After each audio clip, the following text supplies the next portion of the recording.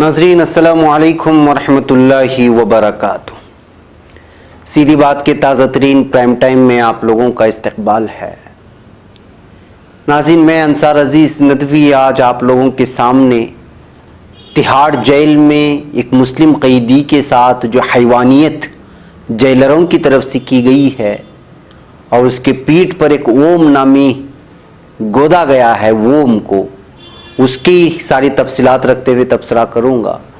और लगता है कि बीजेपी इस वक्त पूरी तरह बौखला गई है और वो मुख्तलिफ़ किस्म के, कोई कह रहा है कि मुसलमानों की नस्लों को बर्बाद करने के लिए बीजेपी को वोट दें, तो कोई कह रहा है कि अगर बीजेपी कारकुनों पर किसी ने उंगली उठाई तो वो उंगली सलामत नहीं रहेगी। और फिर नरेंद्र मोदी जी भी दहशतगर्द को लेकर के, प्रज्ञा हिंदू सकाफत को दहशतगर्द कहने वालों को भी उन्होंने जवाब दिया है। और इस तरह हिंदू कार्ड खेल करके पूरी तरह से मुल्क के माहौल को पोलराइज करने की कोशिश की जा रही है। और 2019 के इंतखाबात में किसी भी तरह से गद्दी पर आने के लिए वो सारी हदें और घटिया सियासत जितनी भी हो सकती है, जितनी सतहियत तक नीचे गिर सकते हैं, वो सारी चीज़ें कर रहे हैं। तो नाज़रीन, वही तफसीलात मैं आप लोगों के सामने आज पेश करूँगा आज के प्राइम टाइम में। तफसीलात में जाने से पहले आपसे दरख्वास्त है कि आप लोग हमारे चैनल को ज़रूर सब्सक्राइब करें और हमारी वीडियोस को दूसरों तक पहुंचाने में हमारी मदद करें। नाज़रीन, नफ़रत की आंधी रुकने का नाम नहीं ले रही है। गौकशी के नाम पर चाहे बेगुनाह लोगों को भीड़ सरेआम जान से मार दे या जेलर एक कैदी की कमर पर वोम का निशान गोद दे, तिहाड़ जेल से जो वाक़या सामने आया है उसने एक मरतबा फिर मुल्क में बढ़ती फ़िरका परस्ती पर सवाल खड़े कर दिए हैं। मुल्क की सबसे हाई प्रोफाइल और महफूज मानी जाने वाली दिल्ली की तिहाड़ जेल से हैरान और परेशान कर देने वाला वाक़या सामने आया है। जेल के मुस्लिम कैदी ने कुड़कुड़ डोमा कोर्ट में जेल सुपरिटेंडेंट राजेश चौहान के खिलाफ शिकायत दर्ज की है। इस मुस्लिम कैदी का नाम नबीर है और उसने इल्ज़ाम लगाया है कि उसकी कमर पर या पीठ पर ओम का निशान गोद दिया गया है और उसे 2 दिन तक भूखा प्यासा रखा गया है। न्यूज़ एजेंसी ANI के मुताबिक कैदी के वकील ने बताया कि जेल के बैरक में इंडक्शन चूल्हा काम नहीं कर रहा था और जब नबीर ने उसकी शिकायत की तो जेल सुपरिटेंडेंट राजेश चौहान ने उसे बुरी तरह से पीटा और उसकी कमर पर लोहे के जरिए ओम का निशाना बना दिया। इल्ज़ाम है कि इस कैदी को 2 दिन तक भूखा प्यासा भी रखा गया और उसे इसलिए भूखा रखा गया कि वो व्रत यानी रोज़ा रखे, क्योंकि वो अब हिंदू हो गया है। नाज़रीन, वाज़ेह है कि मामला सामने आने के बाद तिहाड़ की DIG ने इस पूरे मामले की जांच के लिए कहा है और नबीर को दूसरी जेल में मुंतकिल कर दिया गया है। नफ़रत की आंधी और मजहब के नाम पर होने वाली इस हैवानियत को रोकने की ज़रूरत है और इसको हुकूमत क्या रोक पाएगी, ये असल में सवाल है। नाज़रीन, एक जेल का, एक कैद खाने का जेलर अगर इस कदर असबियत पसंद होगा और इस कदर शिद्दत उसके जहन में अपने धर्म और मज़हब को लेकर होगी कि एक नौजवान कैदी जो मुसलमान है उसकी सिर्फ छोटी सी शिकायत पर उसको इतना ज़दुकोब करता है कि उसके जिस्म पर वोम को खोद कर लिखता है और फिर उसके बाद नमक छिड़कता है उसके ज़ख्म पर, ये कहते हुए कि उसको भूखा इसलिए रखा गया है कि वो उसके जिस्म पर आते ही वो हिंदू बन गया। एक अजीब किस्म की एक जबर और एक अजीब किस्म का ख़तरनाक और वहशतनाक किस्म की एक दरिंदगी है जो मुस्लिम कैदियों के साथ अपनाई जा रही है। मुमकिन है कि ये मामला सामने आने के बाद और शिकायत करने के बाद लोगों के सामने मामला पेश आया है। न जाने कितने ऐसे मुस्लिम कैदी होंगे जो इस कदर जो है जहनी और जिस्मानी अजियतों से अपने साल और दिनों को गुजार रहे होंगे जेलों में। और बिलखुसूस वो नौजवान और वो कैदी जो लोग बेकसूर और कोई नाकर्दा गुनाहों के बावजूद बाद इल्ज़ाम लगते हुए कैद हुए और उनके क्या हालात हैं, ये सोच कर के ही जिस्म में लर्ज़ा तारी होता है।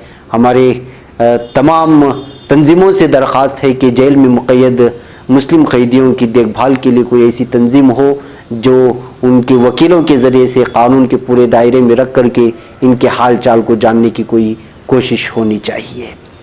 तो नाज़रीन, ये थी आज की अहम तरीन ख़बर। और दूसरी खबर नाज़रीन ये है कि बीजेपी पूरी तरह से बौखला गई है, उसके लीडरान पूरी तरह से बौखला गए हैं। उत्तर प्रदेश के बाराबंकी से बीजेपी रहनुमा रंजीत बहादुर श्रीवास्तव ने कहा है कि अगर मुसलमानों की नस्लों को बर्बाद करना चाहते हैं तो वज़ीर आज़म नरेंद्र मोदी को वोट दें। खबर रसा एजेंसी ANI की रिपोर्ट के मुताबिक बीजेपी रहनुमा ने उत्तर प्रदेश के बाराबंकी में एक अवामी इजलास को खिताब करते हुए बात कही थी। गुज़िश्ता 5 सालों में वज़ीर आज़म नरेंद्र मोदी ने मुसलमानों के हौसले को तोड़ने की कोशिश की है। अगर आप लोग मुसलमानों की नस्ल को बर्बाद करना चाहते हैं तो वज़ीर आज़म मोदी को वोट करें। बंटवारे के बावजूद मुस्लिम आबादी मुल्क में बढ़ रही है और जल्द ही ये वोटिंग के जरिए इख्तिदार हासिल कर लेगी। रंजीत बहादुर ने बाराबंकी से बीजेपी उम्मीदवार उपेंद्र रावत के पर्चे नामजदगी से पहले एक इजलास में कहा, पार्टी लोकसभा इंतखाबात के बाद चीन से मशीनें मंगवाकर 10-12 हज़ार मुसलमानों की हजामत कराएगी और हजामत करा कि उन मुसलमानों का जबरन मजहब तब्दील कराकर उनको हिंदू मजहब में शामिल किया जाएगा। यानी दूसरे अल्फाजों में कह रहे थे कि 10-12 हज़ार मुसलमानों की दाढ़ी कटवाई जाएगी। इस दौरान मंच पर विनय कटियार जैसे सीनियर रहनुमा समेत कई पार्टी होद्देदार वहां मौजूद थे। बीजेपी रहनुमा रंजीत बहादुर ने मौजूदा लोकसभा इंतखाबात में बीजेपी को वोट देने को कहा। उन्होंने कहा, अगर आपने बीजेपी को वोट नहीं दिया तो उसका खमियाजा भुगतने के लिए तैयार हो जाओ। रंजीत बहादुर बाराबंकी की नवाबगंज म्यूनसिपैलिटी के चेयरमैन रह चुके हैं। गौरतलब है कि इस तरह की मुतनाज़ा बयानबाजी को लेकर इलेक्शन कमीशन सख्त है और मुतनाज़ा बयानों को लेकर कई रहनुमाओं पर पाबंदी लगा चुका है। इनमें उत्तर प्रदेश की वज़ीर आला योगी आदित्यनाथ, BSP सुप्रीमो मायावती, मरकजी वजीर मेनका गांधी और उत्तर प्रदेश के रामपुर से बीजेपी उम्मीदवार SP के सीनियर रहनुमा आजम खान भी शामिल हैं। मगर इसके बावजूद लगता है कि जो है नफरत की और मजहब के नाम पर वोट मांगने का ये सिलसिला अभी तक थमा नहीं है। नाज़रीन, इसी तरह एक खबर ये आई कि मरकजी वजीर और गाजीपुर से मौजूदा MP मनोज सिन्हा ने धमकी दी है कि जो भी शख्स किसी बीजेपी कारकुन की तरफ उंगली उठाएगा उसको सिर्फ 4 घंटे में उसकी कीमत अदा करनी पड़ेगी। गाजीपुर सीट से फिर से लोकसभा का इंतखाब लड़ रहे सिन्हा जुमेरात की शाम को गाजीपुर जिला हेडक्वार्टर से तकरीबन 40 किलोमीटर दूर सईदपुर इलाके में किसान पंचायत सम्मेलन को खिताब कर रहे थे। 50 साला MP मनोज सिन्हा ने कहा, बीजेपी कारकुन बदउनवानी और मुजरिमाना सरगर्मियों के जरिए जमा की गई आमदनी को खत्म करने के लिए तैयार हैं। मैं आपको इत्मीनान दिलाता हूं कि अगर किसी बीजेपी कारकुन की तरफ कोई भी उंगली उठी तो 4 घंटे में उंगली सलामत नहीं रहेगी। उन्होंने कहा, पूर्वांचल का कोई भी मुजरिम गाजीपुर में घुस नहीं सकता और बीजेपी के कारकुनों को तिरछी निगाह से नहीं देख सकता। अगर उसने ऐसा करने की हिमाकत की तो उसकी आंखें नहीं रहेंगी। मरकजी वजीर मनोज सिन्हा माफिया से लीडर बने मुख्तार अंसारी के भाई अफजाल अंसारी के खिलाफ इलेक्शन लड़ रहे हैं। मनोज सिन्हा बीजेपी से 3 बार MP रह चुके हैं।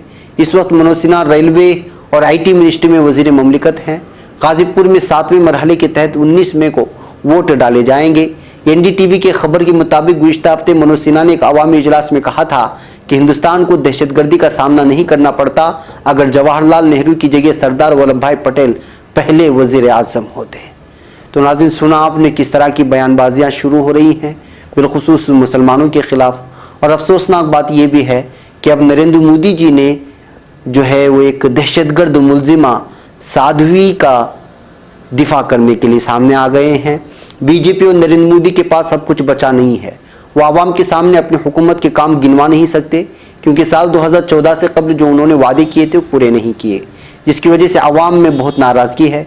इस नाराज़गी का सामना करने की उनमें हिम्मत नहीं है, इसलिए वो हिंदू कार्ड खेल रहे हैं। वज़ीर आज़म नरेंद्र मोदी ने एक बार हिंदू कार्ड खेला है। उन्होंने कहा है कि प्रज्ञा ठाकुर को पार्टी का उम्मीदवार बनाना हिंदू सकाफत को दहशतगर्द कहने वालों को जवाब है। PM मोदी ने यह बात एक अंग्रेजी न्यूज़ चैनल की इंटरव्यू में कही। वज़ीर आज़म नरेंद्र मोदी ने कहा कि दहशतगर्द की मुलजिम प्रज्ञा ठाकुर को भोपाल से बीजेपी उम्मीदवार बनाना उन लोगों को जवाब है जो हिंद सकाफत को दहशतगर्दी से जोड़ते हैं। उन्होंने कहा कि सिर्फ प्रज्ञा नहीं, जो जमानत पर बाहर हैं और भी कई रहनुमा जमानत पर हैं और ये इलेक्शन लड़ रहे हैं। जुमा को एक अंग्रेजी न्यूज़ चैनल के साथ इंटरव्यू में वज़ीर आज़म मोदी ने कहा, प्रज्ञा ठाकुर को भोपाल से बीजेपी उम्मीदवार बनाया जाना उन लोगों के लिए अलामती जवाबात है जो हिंदू सकाफत को दहशतगर्द करते हैं। PM मोदी का यह बयान इस मुतनाज़ बयान के दरमियान में आया है जो प्रज्ञा ठाकुर ने मुंबई हमले की शहीद हेमंत करकरे के बारे में दिया है। प्रज्ञा ठाकुर ने कहा था कि हेमंत करकरे की मौत इसलिए हुई थी क्योंकि उन्होंने हेमंत करकरे को बद्दुआ दी थी। कांग्रेस और दूसरे अपोजिशन पार्टियों ने प्रज्ञा ठाकुर की इस बयान की शदीद मुखालिफत की है। इसके बाद उन्होंने अपने इस बयान को यह कहकर वापस लिया था कि मुखालिफिन को इससे फ़ायदा होगा। PM मोदी ने इंटरव्यू में कहा कि तनाज़ात कांग्रेस की हिकमत अमली का हिस्सा हैं।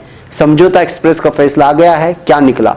उन्होंने कहा कि आपने बग़ैर सबूत की दुनिया में 5000 साल तक जिस अजीम सकाफ़त और रिवायत ने विश्वध्यू कुटुम्बकुम पूरा आलम एक ख़ानदान है का पैगाम दिया, ऐसी सकाफ़त को दहशतगर्द कह दिया। उन्होंने कहा कि इन सब को जवाब देने के लिए ये भोपाल से उम्मीदवार प्रज्ञा ठाकर एक मिसाल है। तो नाजरीन, लगता है कि इस बार की जो सियासत है वो अपनी सारी सतहियत खो चुकी है और अपनी घटियापन के आखिरी मराहिल में आ चुकी है। अब दहशतगर्द का लेबल जिन पर लग चुका है वो भी इलेक्शन लड़ रहे हैं, और जो इलेक्शन लड़ने के लिए जो इलेक्शन लड़ने वाले उम्मीदवार हैं वो कभी बोल रहे हैं कि किसी की उंगलियां काट दी जाएंगी और किसी की दाढ़ियां कटवा दी जाएंगी।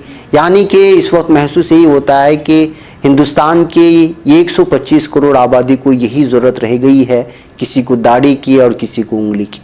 अहम तरीन जो मसाइल है उस पर कोई बोल नहीं रहा है। और फिर तिहाड़ जेल में जो मामला पेश आया है, इन सारी बातों से एक ही पैगाम जाता है कि अक़लियतों की तरफ इस वक्त एक मखसूस ज़हनियत वाले लोग पूरी तरह से जबरन और वहशतनाक और ख़तरनाक और हैबतनाक और दरिंदों की शक्ल इख्तियार करके पीछे पड़े हुए हैं, जिस पर रोक लगाना वक्त का बहुत ही अहम तरीन तकाज़ा बन चुका है। इसी पैगाम के साथ नाज़रीन मुझे यहाँ पर इजाज़त दें। कल इंशाअल्लाह फिर आपसे मुलाकात होगी किसी और उन्वान के साथ। अस्सलामु अलैकुम व रहमतुल्लाहि व बरकातुहू।